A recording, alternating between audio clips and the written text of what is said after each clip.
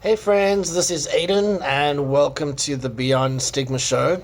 This is where I talk about my life living with bipolar disorder, and the reason that I share my experience with mental illness is because I believe we need to reduce stigma associated with mental illness and normalize conversations about mental illness. So I'm hoping that by making these videos, we can get people to start talking about it some more. That's my wish. I also hope that people with mental illness that are watching these videos will decide to go public as I have and share their illness with the world by doing a public statement that says I have a mental illness. Use the hashtag I have a mental illness. Post on Instagram, Twitter, Facebook, wherever you want to do it. You don't have to do videos like me, but I believe that if more people come out and own their diagnosis, the better it will be for all of us. It's been a while since I've done a video. Reason for that is because I've been feeling like shit. Living with bipolar disorder is like being on a roller coaster. It's ups and downs. I guess everybody's life is ups and downs. It's just a little bit more extreme for us, people living with bipolar. As you may remember, I had a very bad episode that ended up in me being depressed for almost 4 years. A little recap is I went to rehab last year. I was self-medicating with alcohol, and there I met a doctor that started changing my medication, and I had a miraculous recovery, and that was at a place called Stickland. Anyway, they did a number of medication changes. Each visit I got a different change made, and they stopped changing my meds about 3 months ago, and then that was supposed to keep me going indefinitely. But about a month ago I had another dip, and when I first went into Stickland, I was sleeping 20 hours a day.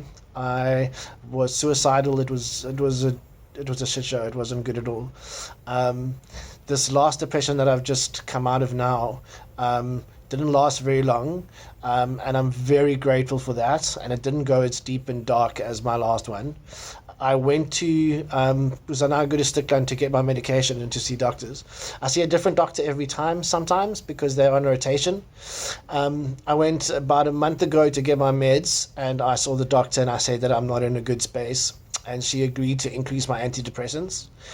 I take 4 types of medications. I take 3 mood stabilizers and 1 antidepressant, and she doubled the dosage of my antidepressants, and that was about 3-4 weeks ago. She said that it would take about 2 weeks for it to start working, and 2 weeks was last week Thursday, so just over a week ago was 2 weeks, and I think I started feeling better about Saturday, Sunday. And yeah, I'm feeling so much better because of it, but the medication can only do so much.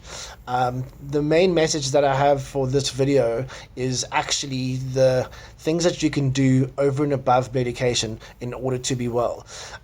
So what I've started doing is I've actually got myself a health coach. I don't know if you remember me talking in previous videos that I've been life coaching people for trade. One of my best friends, Emma, is, well, she's a health coach now because she's health coaching me. I'm her first client. She and I are doing a trade exchange. I'm life coaching her and she's health coaching me, and it's been very, very, very promising the last few weeks that I've been coached by her.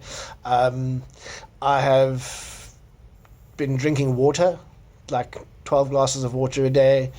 I've down to drinking 1 cup of coffee a day. I have a friend who told me that drinking coffee is like having a cup of anxiety. So for people with bipolar disorder who struggle with depression and anxiety, coffee is not recommended. Next week, Wednesday, we're starting a elimination diet, which is where you eliminate a bunch of food and for about 3 to 6 weeks, and then you add it back one by one to see the effect that it has on you. So I'm doing that. But the biggest thing that's made a difference is even after the medication started working, I was still really tired and I was sleeping a lot. So my mood improved, but my energy levels were still low. And Emma remembered what my doctor at Stickland, the first doctor that started changing my meds, told me. And he said that I can't sleep. Oh my gosh, there's a mosquito in front of my camera. yeah, he basically said, Aiden, there's no way that you are allowed to sleep during the day. I don't care how difficult it is, but you can't sleep during the day. And he was quite strict with me and gave me a serious instruction that I'm not allowed to sleep. So I did it, and I was able to stay awake. And this last depression that lasted only a few weeks, I was sleeping again, not quite 20 hours a day, but I was sleeping a lot. I was waking up in the morning and going back to bed, sleeping until I was getting up to eat, and then I would sleep again until dinner time. And Emma gently invited me to do what my doctor told me, my Stickland doctor told me, and she invited me to stay awake. And I agreed, and I have been staying awake for about a week now. And basically, there's another thing that I'm doing. I am part of a mastermind group with my friend Daniela and another gentleman by the name of Charles. Daniela's in Canada and Charles is in California. And the mastermind group is called Dreams Accelerators, and it's designed for us to support each other in reaching our dreams and goals. And at the end of each session, we give a commitment for what we're going to do for the next week.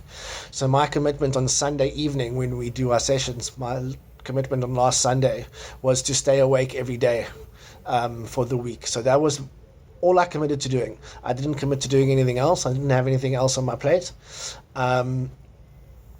I just committed to staying awake. And so far, so good. I've managed to stay awake.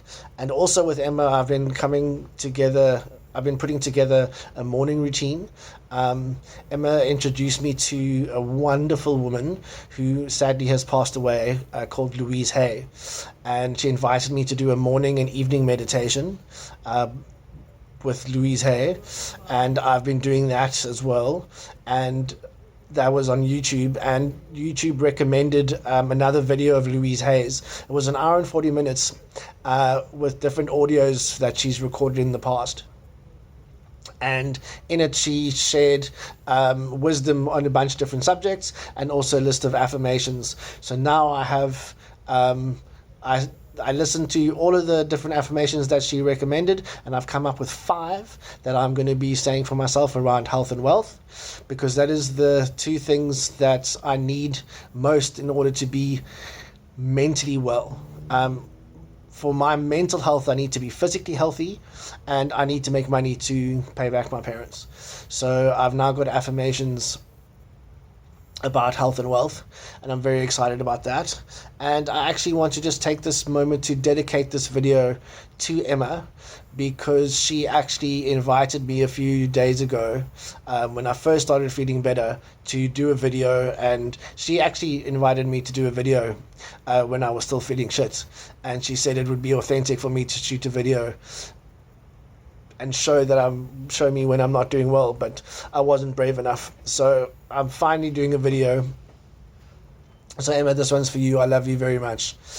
Thank you for all the help that you have been giving me as my coach.